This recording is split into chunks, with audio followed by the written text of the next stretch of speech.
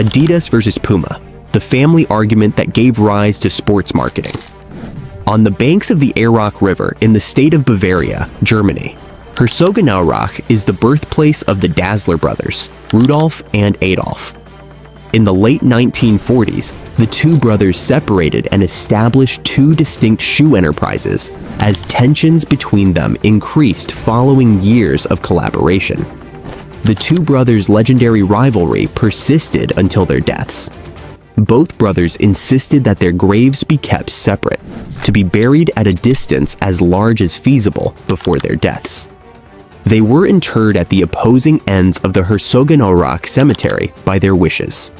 On the banks of the Aarach River in the state of Bavaria, Germany, Herzogenaurach is the birthplace of the Dassler brothers, Rudolf and Adolf.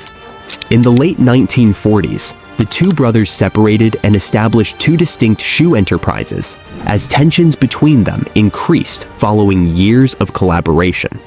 This rivalry gave rise to two globally recognized shoe brands, Adidas and Puma. In the realm of sporting products, these two organizations would emerge as iconic giants. Rudolf, the elder brother, was born in 1898, while Adolf, the younger sibling, was born 2 years later in 1900. Adolf was affectionately referred to as Adi by his family and acquaintances. The father, Christoph Dassler, was employed at a shoe factory, which frequently prompted speculation that the two brothers were motivated to pursue a career in the shoe industry by their father. Nevertheless, Christoph desired Rudolf to become a constable and Adi to become a baker. Adi, however, harbored an alternative aspiration. He had a desire to become an athlete and took part in a variety of sports. This experience demonstrated to him that there were no appropriate shoes for athletes to wear in any sport. Adi thought that the performance of athletes would be enhanced if a specialized shoe could be developed for particular sports. However, the First World War commenced before he could realize this aspiration, and he was subsequently deployed to Europe to fight in the military. Adi established a modest shoe factory in his mother's lavatory upon his return from the war. He received assistance from the seasoned shoemaker Carl Jake, and subsequently began producing athletic footwear and sandals in his modest factory. The struggle to acquire the raw materials required for shoes became insurmountable as a result of the severe economic depression that Germany experienced following the conflict. Consequently, he initiated the process of gathering decommissioned military equipment from the war-torn countryside. He initiated the production of slippers from the fabric of abandoned parachutes and shoes from the skins of decommissioned army helmets and water bags. His capacity to operate his shoe manufacturing apparatus was further restricted by the inadequate electrical supply, in addition to the scarcity of raw materials. The leather milling machine was connected to a bicycle with an affixed dynamo as his solution to this problem. For years, he utilized this to operate his business. Rudolf and Adi established Gebr. Dassler Schuhfabrik 2 years later, after Rudolf joined Adi's shoemaking enterprise. Rudolf was responsible for sales, marketing, and promotions, while Adi, the innovator, oversaw the technical aspects of shoe production. In 1925, the Dassler brothers initiated the production of football footwear that was constructed from leather. These boots were equipped with spikes and nailed studs on the sole, which were a novel innovation at the time. They were capable of producing as many as 50 pairs of shoes per day with a personnel of only 12. They obtained their first significant success at the 1928 Amsterdam Olympic Games, when Lena Radka won the gold medal in the women's 800-meter race while wearing Dassler's company shoes.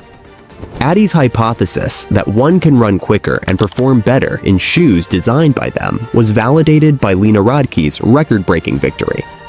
The Gebr. Dassler Schuhfabrik, the shoe company owned by the Dassler siblings, became the preferred footwear of competitors at the 1932 Los Angeles and 1936 Berlin Olympics. Jesse Owens, a renowned American track and field athlete, captured all 4 gold medals at the 1936 Olympics while donning Dassler's footwear. Owens' partnership with Dassler's footwear proved advantageous to the organization. The medal Owens won for Dassler's company resulted in a significant increase in sales, and the company becoming an international institution in the sports world. Rudolf departed for the conflict when World Conflict II commenced, while Adi remained to oversee the company. Raw materials, particularly leather, were once again in short supply as a result of the conflict. Gebr. Dassler Schuhfabrik persisted in the production of footwear for athletes despite this crisis. They were the sole sports shoe manufacturer in Germany by 1943. Nevertheless, the factories were compelled to manufacture weapons during the final 2 years of the conflict. As they were closed, disagreements between the two brothers began to emerge following the conclusion of the war. Although the two brothers resided in the same residence with their wives and children, there was a growing tension between the brothers and their spouses. According to legend, Adi and his family sought refuge in a bomb shelter during a bombing during the conflict. Rudolf and his family had already sought refuge in the blast shelter. Adi remarked, "The dirty bastards are back," about the enemy fighter aircraft upon entering the bomb shelter. However, Rudolf believed that his brother's remarks were directed toward him and his family. The assets of the Gebr. Dassler Schuhfabrik company were also divided between the two brothers following their separation. Adi established Adidas shortly thereafter and proceeded to manufacture shoes under this new name. Conversely, Rudolf relocated his enterprise to the opposite bank of the river. There, he established a company known as Ruda, which was subsequently renamed Puma. The family and the city were also partitioned into two entities. A fierce and enduring rivalry emerged between the two organizations, as some employees joined Adidas and others migrated to Puma. Anyone who wore Adidas shoes would be unwelcome on the Puma side of the river, as both sides of the river had declared their support for their respective corporations. This division was so profound that ultimately, each faction would possess its own sports club, patisserie, and bar. This conflict between the two brothers was exploited by numerous individuals. For example, Adidas shoes were occasionally worn by workers at Rudolf's factory.